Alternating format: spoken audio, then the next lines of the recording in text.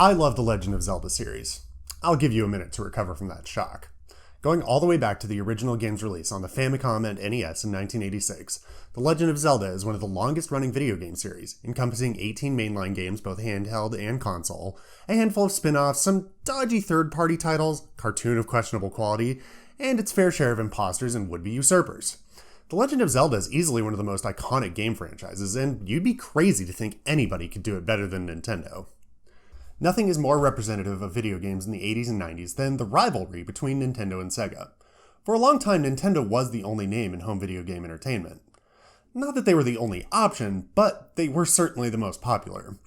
The NES single-handedly brought the video game industry back from the brink of collapse after the Great Crash of 1983, the same year the Famicom was first released in Japan. A short 3 years later, Sega introduced the world to the Master System. This was in fact their second console after the SG-1000, which made very little impact on the industry as a whole. In an attempt to garner more of the built-in audience Nintendo already had, Sega brought higher quality ports, unique games, and in fact direct imitations of Nintendo's IPs. All that being what it is, let's talk about Golden Axe Warrior, a better version of The Legend of Zelda.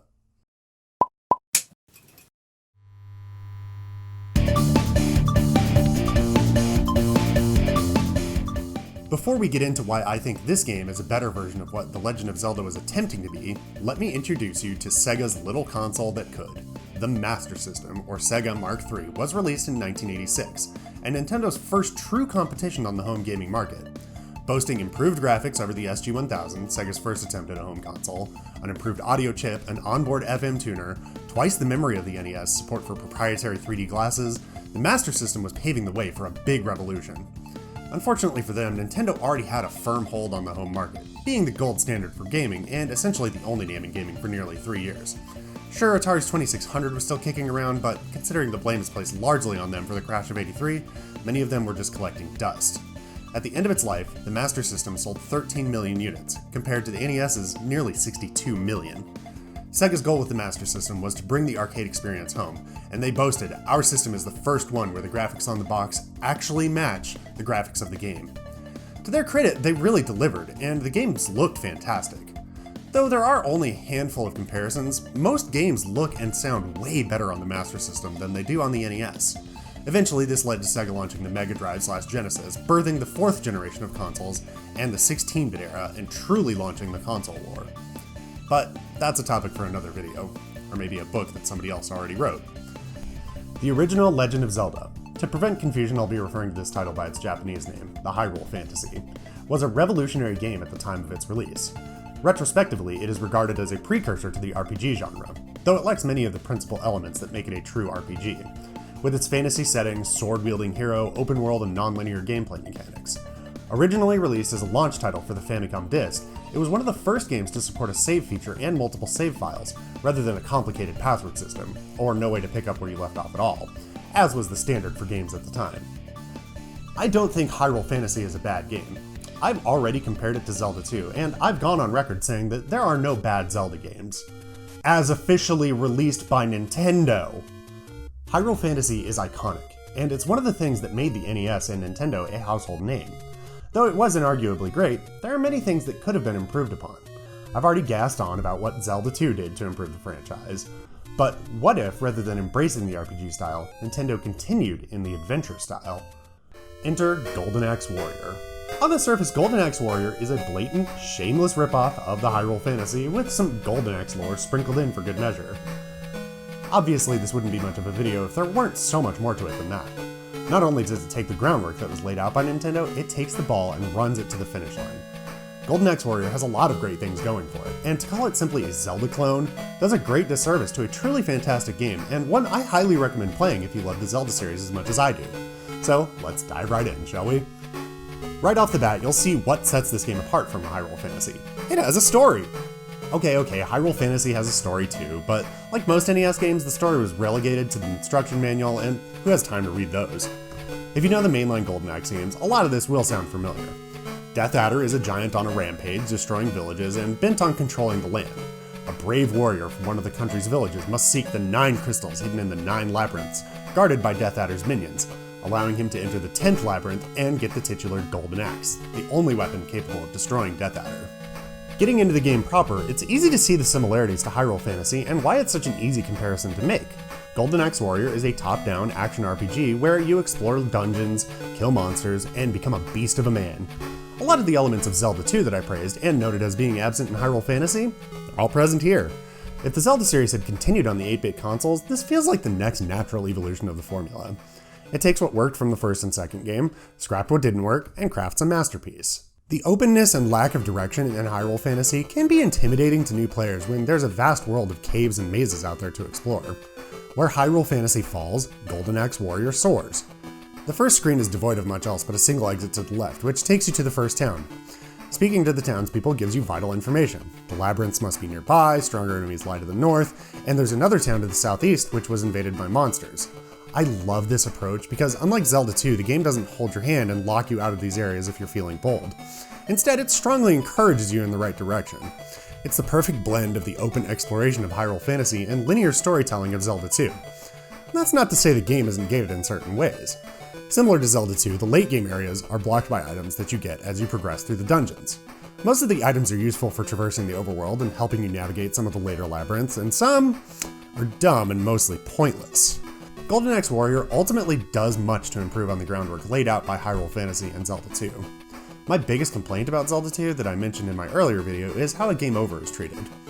While losing a life sends you back to the beginning of the dungeon, losing all your lives sends you back to the beginning of the game. It was a weird decision made by the developers, and I'm glad they left that experiment in the trash where it belongs. Losing a life in this game sends you back to the beginning of the dungeon, leaving you with 3 hearts and 3 magic jars, as well as losing a percentage of your money. While this can be a huge punishment, especially in the later dungeons, this game adds a fantastic quality of life improvement. Save points all over the world. In Hyrule Fantasy and Zelda 2, turning off the console and coming back at a later date, you always start on the first screen. Conversely, Golden Axe Warrior lets you start from the last save point you visited. It's a huge benefit, considering how expansive the world is and how punishingly difficult some of the screens can be. As much as I love this game and as much as it improves on the Hyrule Fantasy, it's not without flaws. The biggest gripe I have against this game is menu navigation, though mostly that comes down to the weird design of the Master System.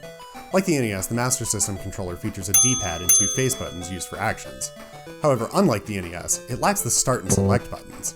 The Master System does have a pause button, but it's on the actual console instead of the controller, for some reason. Some third-party controllers fix this problem, but it's simply a design flaw that, with some tweaking, would have made for a better overall experience with the game.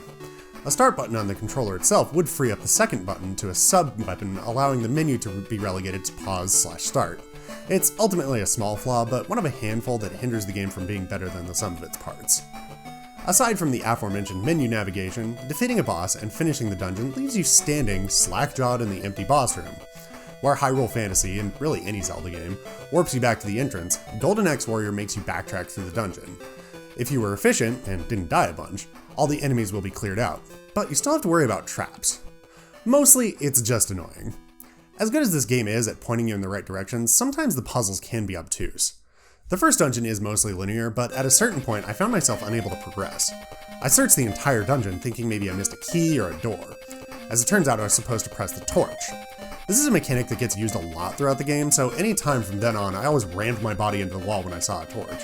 But the game offered no evidence in the first situation that this was what I needed to do. Again, a small complaint, but worth bringing up. As you make your way through the game, NPCs will point you in the general direction of the next dungeon, as well as hinting at what item you might find there, which will help you progress further through the game.